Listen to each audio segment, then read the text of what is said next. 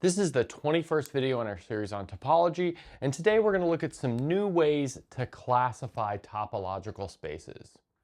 Okay, so let's look through several of these definitions first, then we'll look at some examples and then prove some results. So we'll say that X is first countable if for all little x in X, there's a countable set of neighborhoods of X, which we'll call this script B sub X, such that for every open set containing X, we'll say that open set is U, there exists a B from this collection B sub X, where U is contained in B. And notice that, well, I wrote X as an element of U, but we already have that in the sentence above. Okay, so again, that's what it means for this to be first countable. So notice that is almost like a sticking together of a bunch of local conditions. We've got this condition occurring at this point, little x in X. And then if that local condition happens everywhere, then we say X is first countable.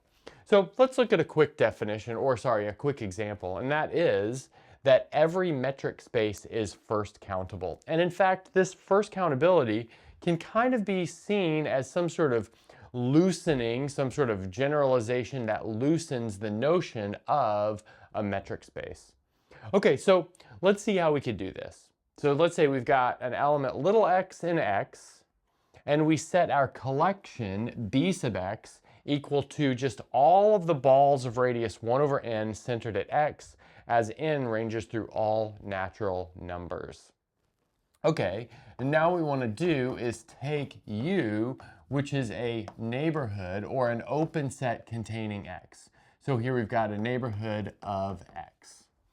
But then, since we're in the metric topology, that means that there exists a delta bigger than 0 such that the ball of radius delta centered at X is a subset of U. Again, that's just what it means to be open in the metric topology. But now what can we do? Well, now we can find a natural number n such that 1 over n is less than delta. We do this kind of thing all the time. And then note the following, that for all little n bigger than or equal to n, we have the ball of radius 1 over n centered at X is contained within the ball of radius 1 over capital N centered at X, which is contained in the ball of radius delta centered at X, which is contained in U. So needless to say, we found an element of our script B sub X that was contained within U. Okay, so now that we've got the definition of first countable and our starting example, let's prove a result. And that first result is something similar to what we proved for a metric space much earlier. So let's look at it. So if we've got X is a first countable topological space, then we're going to prove two things. So let's start with a subset A of X, and then we've got there exists a sequence AN that is a sequence of elements of A converges to X if and only if X is in the closure of A. So in fact, the forward direction will be true for any topological space. It does not require first countable. The reverse direction will require our space to be first countable. That being said, we'll prove both just for completeness, although we've actually proven the forward direction before when we looked at this very, very similar result involving metric spaces, where we had an if and only if statement just like this, but for metric spaces, in fact, it just replaced this first countable with being a metric space. Going back to this idea that I said just a little bit earlier, that this first countable can be seen as a little bit of a loosening of being a metric space. Okay, so let's see how this first direction goes, this forward direction.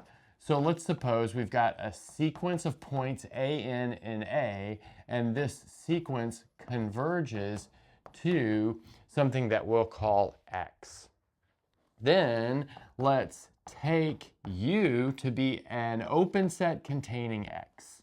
So in other words, an open neighborhood of X. But then observe that means there exists some sort of natural number n such that if n is bigger than or equal to n, then we've got a sub n is inside of u. So that's the definition of this thing converges to x.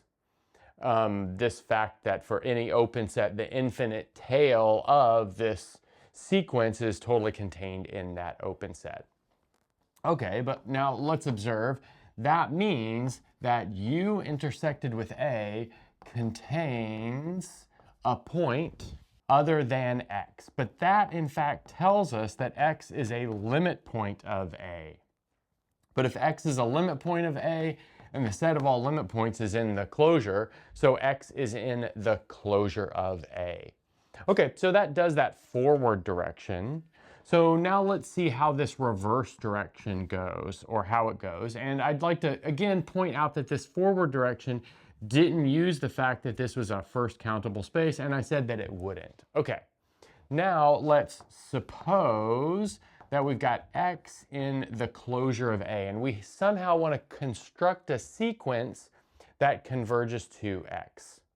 So how we'll do that is we'll take our b sub x, and so those are going to be maybe b1, b2, b3, so on and so forth. Those are all open sets containing x, satisfying this rule over here. And now what we want to do is perhaps we'll set u sub n equal to the intersection b1 with b2 all the way up to b sub n.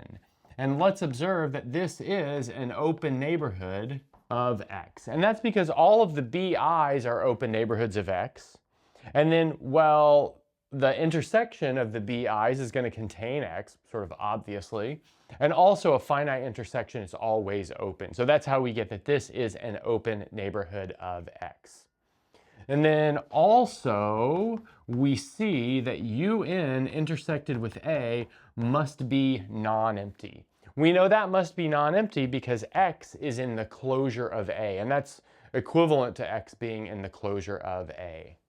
So since this is non-empty, let's take a point that we'll call an from this intersection. So we've got un intersected with a. And now we claim that this is the sequence that we want. In other words, this is the sequence that converges to a. And, well, it's totally contained in a because it's from that intersection. Okay, so anyway, we claim an converges to a. And we're going to prove that using the definition of convergence. So let's take any neighborhood u of x. And now we'll apply this condition that we noted our collection b sub x satisfies. So in particular, there exists a natural number n such that x is an element of b sub n, but b sub n is a subset of u. Okay, so that's looking good. But now let's observe the following, and that is that we have u sub n is totally contained in u as well, because the u sub n's are contained in the b sub n's by the way that we are defining those u sub n's. And then furthermore, we have this nice sequence of subsets. We could maybe write it like this. So u is at the top, and then u sub n is next, and then next is un plus 1, the next is un plus 2, the next is un plus 3, and so on and so forth. And that, I think, is pretty clear just by the way that we constructed this u sub n. And now let's recall that a sub capital N is in u sub n, a sub capital N plus 1 is in un plus 1, a sub capital N plus 2 is in un plus 2, and so on and so forth. So then all of these are also inside of this u just by the subset relationship that we have. So putting all that together, that means for all little n bigger than or equal to capital N, a sub n is an element of u. But observe, that's exactly what we need here for this convergent statement. Okay, so we proved this theorem. Okay, so now that we're done with this first part, let's look at this second part. Okay, so let's look at our second little result. So let's say we've got a function from x to y, and we've got a sequence xn that converges to x. Then we can show that f is continuous if and only if f of x sub n converges to f of x. Now I'd like to observe that this forward direction we previously proved, and it didn't require this thing to be first countable. I'm actually not going to repeat the proof of this. You can look it up if you need to, or maybe better yet, you can try to remember the proof or prove it on your own right now. That's a great exercise. Okay, so now let's do the reverse direction. So in other words, we want to suppose that this sequence condition holds. And let's observe that this sequence condition holds for any sequence that converges to a point. Okay, great. And then let's also suppose, or maybe we'll take a subset V of Y, which is open.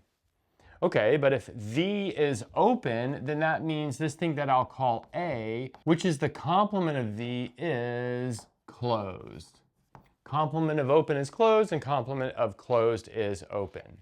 Now let's take any point, and we'll call it X, from not the pre-image of A, but the closure of the pre-image of A. Okay, so if we've got a point X from the closure of the pre-image of A, then we can apply this rule up here, our first condition, to find a sequence xn, and that sequence is in the pre-image of A that converges to X. So again, we're applying this first thing that we have already proven. But now what I want to do is transport some of these conditions here to conditions not in the domain, but in the codomain. That means we'll have to apply the function. And what we'll use mostly is the application of the function to this. So notice that means that f of x sub n is an element of A, and it converges to f of x. But notice, since it converges to f of x, we know that f of x is in A bar, the closure of A, again by our first result. But then A is closed, so that means that f of x is really inside of A. Oh, but if f of x is inside of A, that's exactly the same thing as saying that x is in the pre-image of A. But now what did we do? We took anything from the closure of a set, and we showed that that was in the original set. But that means that that set is closed. So we've got the pre-image of A is closed. But then pretty quickly we can take the pre-image of V, which is simply x minus the pre-image of A, by a standard result, but then this is going to be the complement of a closed set, which is an open set. So now we've got an arbitrary open set here, and we just showed that its pre-image was open, but that's exactly what we need for this function to be continuous. Okay, so now that we've looked at first countability, some examples, and a result or two, now let's look at second countability. Quickly, X is said to be second countable if it has a countable basis for its topology. So observe that that's a stronger condition than what we have up here. This is truly a global condition because it doesn't call upon anything happening at any of the points, unlike our condition up here for first countability, which calls upon this condition occurring at every point. Okay, so anyway, now let's look at some examples and some non-examples of second countable spaces. All right, so now on to second countability. So first of all, some examples. So Rn with the standard topology, so the Euclidean topology, is second countable. And we can simply take the basis of products of intervals where the endpoints come from the rational numbers. So in other words, we have A1, B1 cross up to AN, BN, where AI and BI are rational numbers. And this is simply because the union of a finite number of countable sets is countable. Now, our omega with the product topology is also second countable. And here we can take the similar basis that we have above, except remember that at some point, everything that we take the cross with from there on out has to be the entire space. In other words, it has to be R. And notice here, n can be bigger than or equal to 1, and ai and bi are rational. Now, this is because a countable collection of countable sets is countable countable. Okay, so now let's look at some non-examples. The first one will be R omega with the uniform topology. And let's first notice that it is first countable. We know that it's first countable because it's a metric space. You recall we defined it as a metric space before, and we're about to use the metric that we defined on it before in the previous video. Make sure to look at that if you don't recall what it is. And every metric space is first countable by the example that we saw just a minute ago. Okay, so we'll show that it's not second countable, and we'll do that by considering a set that we worked with last time. And that's going to be the set, which I'll just write in this case as the singleton, or I should say the doubleton 0, 1 omega. So those are going to be all binary sequences in our omega. So in other words, we've got these big infinite tuples, if you will, and the entries can only be 0 or 1. And then let's recall the following fact, which we saw before.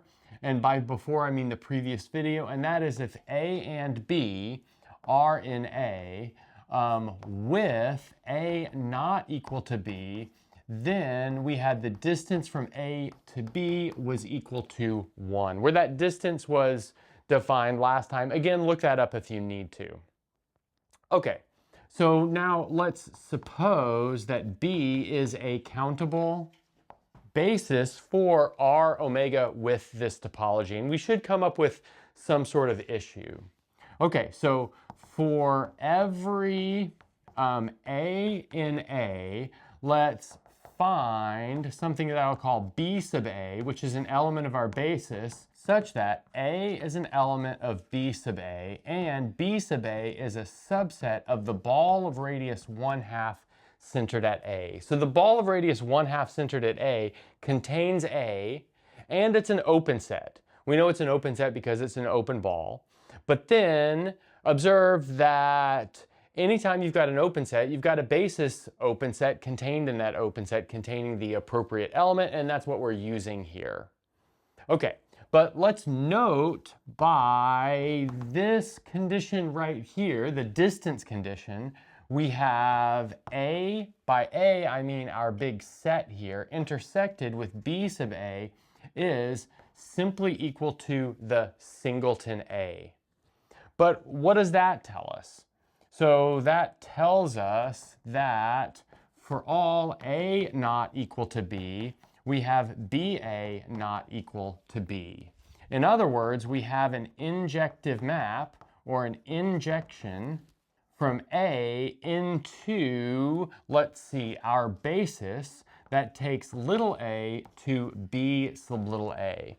But observe that's a problem because capital A is uncountable. I guess we haven't proven that, but that's a well-known result. That's in fact kind of at the heart of Cantor's diagonalization argument that the real numbers are uncountable. So anyway, we've got an injective map from an uncountable set to a countable set, but that's clearly impossible. So there's our contradiction, contradicting our assumption up here that we had the possibility of a countable basis, meaning that there is no countable basis and that this is not second countable. Now, before we get on to our next result, I'll just state that all subspaces and all countable products of first and second countable spaces are also first and second countable. If you want to do that as a bit of an exercise, I urge you to. I think it's fairly straightforward. And now let's look at the definition down here, which our next result will have something to do with, and that is, we've got a subset A of X, and we say that that is dense in X if the closure of A is equal to X. So you may know that the closure of the rational numbers is the real number, so this is like that kind of idea. Okay, so now let's prove a result about second countable spaces and dense subsets. All right, here's the result that we want to prove. Let's suppose we've got a second countable topological space X, then every open cover of X has a countable subcover. So this should just scream at you that this is some sort of loosening of the notion of a compact space. Remember, compact means every open cover has a finite subcover. Well, I guess the step right below or above, depending on how you're counting, a finite subcover is a countable subcover. Now, I'd like to point out that that is the definition of what it means for a space to be Lindelöf. So we'll use that terminology sometimes as well. And then we've got this other result that says there exists a countably dense subset. So a countable set A where A bar is equal to, that should be equal to X. But let's get going with the first result first. Okay, so it's second countable. So that means we can suppose that maybe I'll call it script B, which is B1, B2, B3, so on and so forth, is a basis for the topology. And observe, I can write it like this, B1, B2, B3, so on and so forth, because we are guaranteed to have a countable basis by the definition of second countable. Okay, so now jumping into the proof of this orange bit, let's let script U be an open cover, I guess I should say any open cover, but an open cover of X. And what we're trying to do here is to construct a countable subcover out of this. Okay, so how can we do that?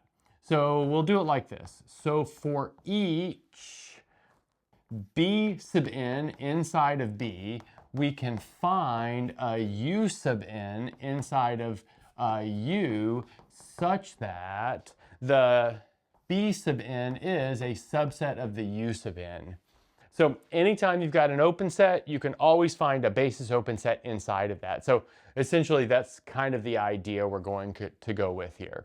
So we know that this B sub n is a subset of some open set here in script U. We'll just call one of those open sets that it's a subset U sub n. Okay, so now let's collect those into a collection, and I'll call that collection U hat. And so that's going to be U1, U2, U3, so on and so forth. And now, well, I think you could probably guess what we're going to do, and we're going to claim that U hat covers X. That means we started with our open cover and we constructed our countable subcover. Okay, so this is going to go pretty quick. So for little x inside of capital X, let's find a U inside of script U, and we're going to find a B sub capital N inside of B such that the following two things hold. And that is, X is an element of capital B sub n, and B sub n is a subset of U. Now, let's observe the following. So how can we do that? Well, we can find an open set inside of script U containing U because this script U was an open cover of all of X. So that means, well, that means exactly what we've done here. And then we can slot a basis open set in between these two because, well, it's a basis. That's one of the parts of this thing being a basis. But now let's observe this. And that means that X is inside of B sub capital N, which is a subset of U sub capital N, by the way that we're constructing this U sub capital N. But what does that mean? So that means that X is in the union as n goes from 1 to infinity of U sub n. So in other words, this U hat covers X, which is exactly what we wanted to show. All right, and now let's move on to the second result. And for that result, we somehow need to construct a countable set A where the closure of A is X.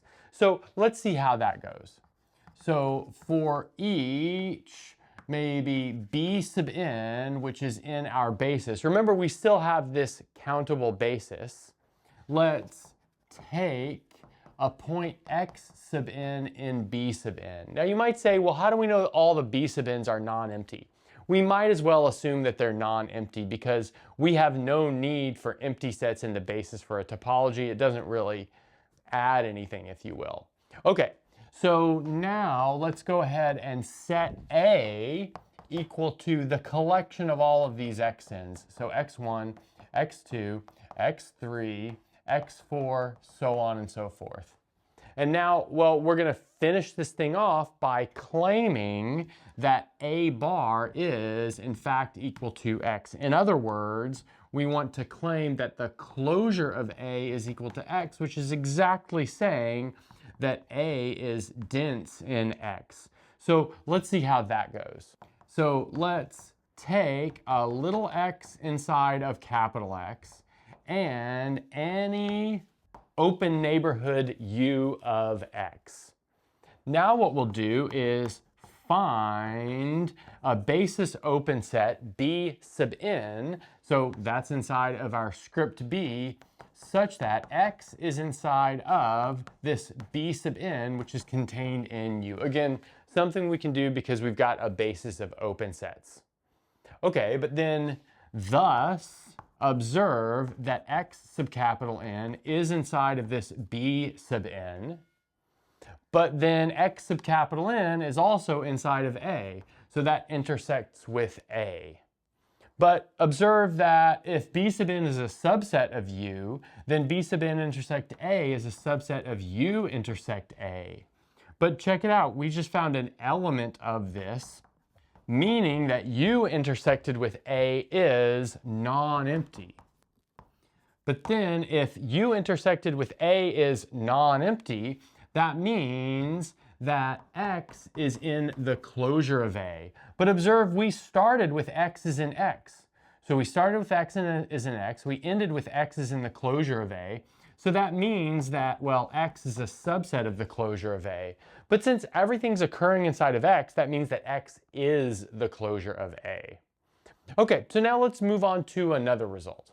Now we've got an important result that essentially says that if we've got a metric space, the notion of a set being, or a space being Lindelöf is the same thing as it being second countable. So observe that we showed that if x was second countable, then it was Lindelöf. That's something that we just did.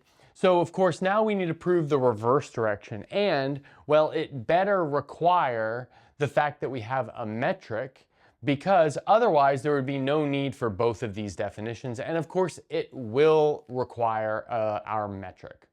Okay, so let's start by considering the following set of open sets, or collection of open sets. It's actually a collection of open sets. So I'll call them script U sub n, and that'll be equal to all of the balls of radius 1 over n centered at x as x runs through all of x.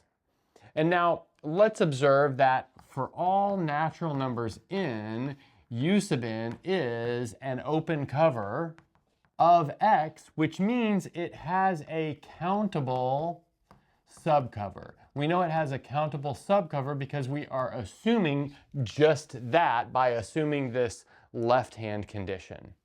Okay, well, let's maybe call that countable subcover U sub n hat, if you will, and perhaps it looks like this.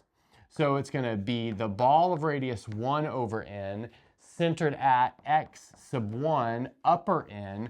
Unfortunately, I need to index this 2 different ways. So I've got our radius here, which is also exhibited right here, which is exhibiting from which of these collections we're coming from. And then we're counting up each of the open sets within the collection by this subscript here. So then we'll have b sub 1 over n, x2 upper n, and so on and so forth. So we've got this occurring for all of these U sub n hats. Okay, so now let's set script b equal to the union as n goes from 1 to infinity of this UN hat. And now let's observe that this is countable. And we know it's countable because, well, what is it? It is a countable union of countable sets. I guess we haven't explicitly proven that's countable, but likely you've seen something like that in a previous math class that you've taken. Anyway, this is countable. Now we just need to show that it is a basis.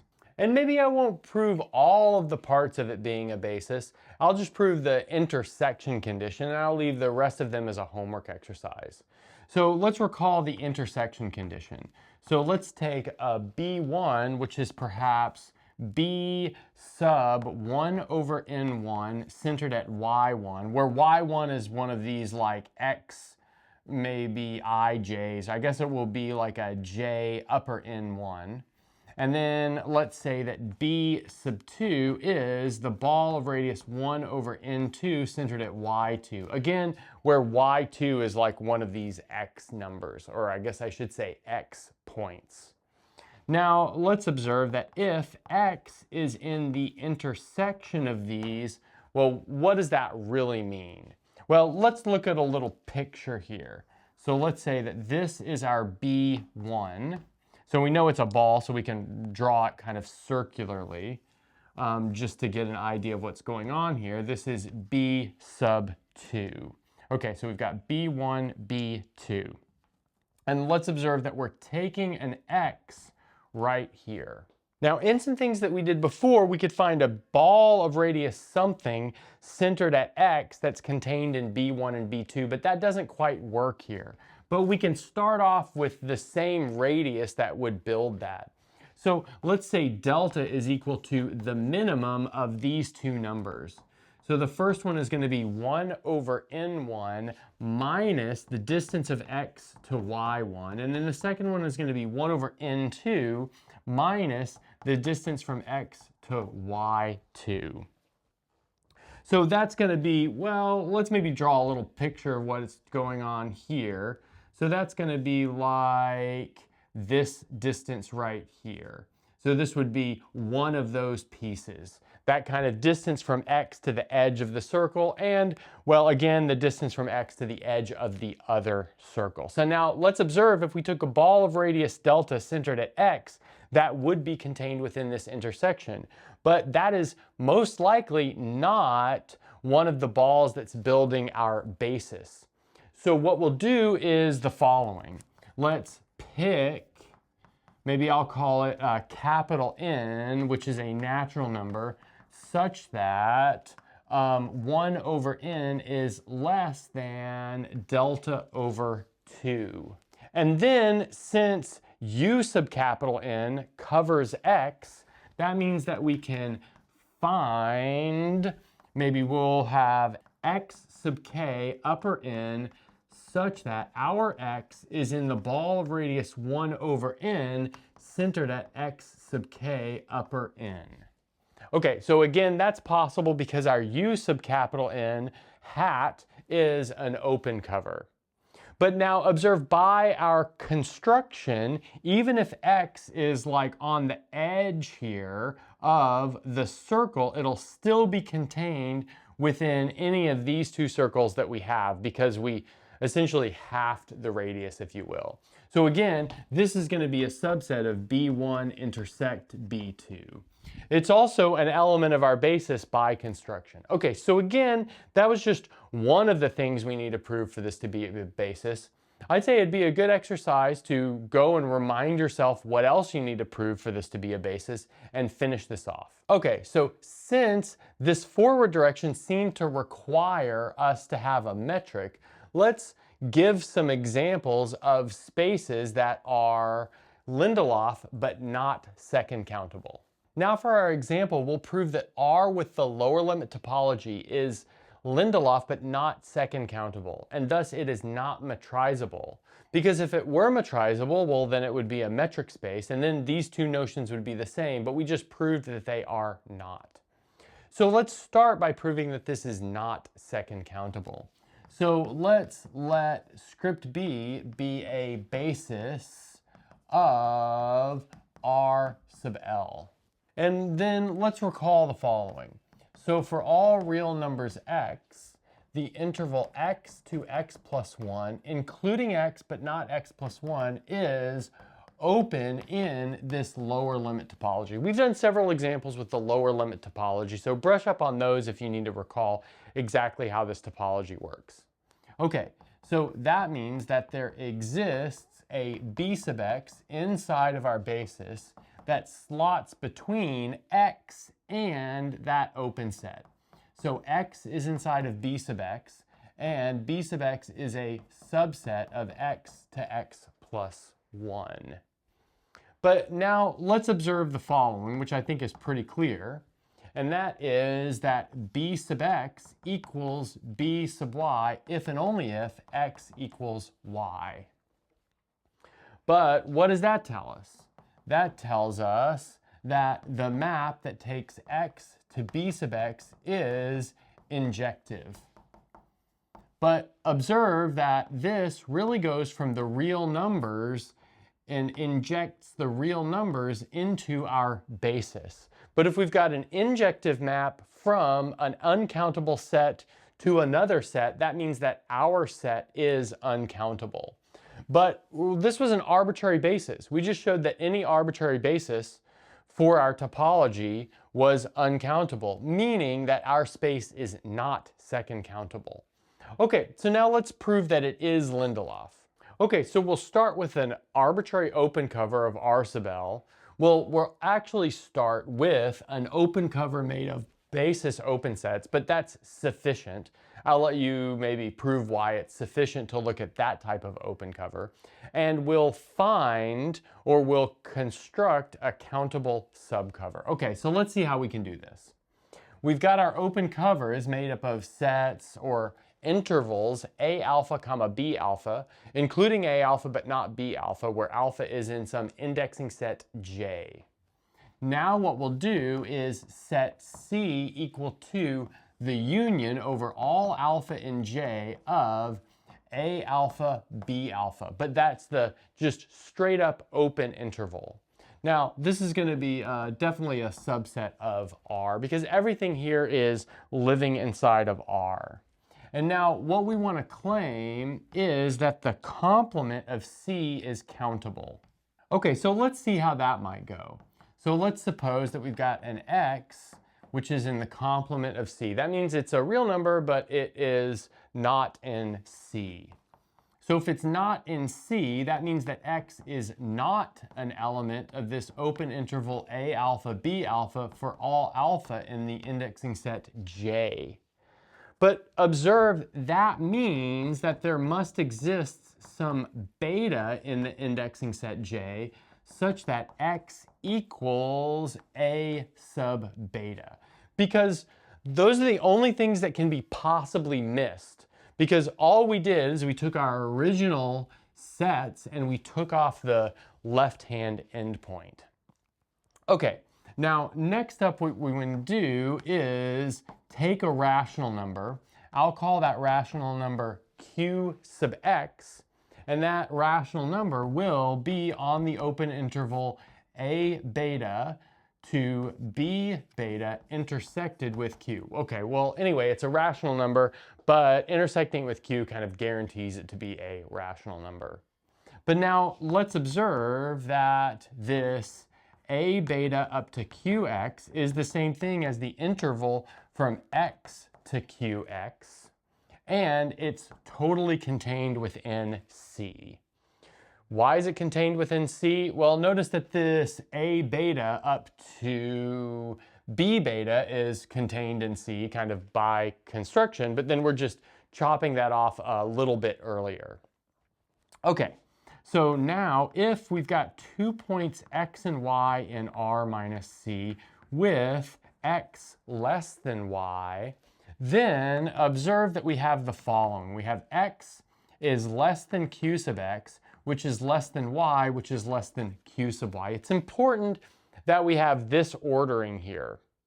So observe that Y cannot be less than Q sub X, because if Y was less than Q sub X, it would be in this interval right here, But if it's in this interval right here, then it would be in C, but we're assuming that it's not in C.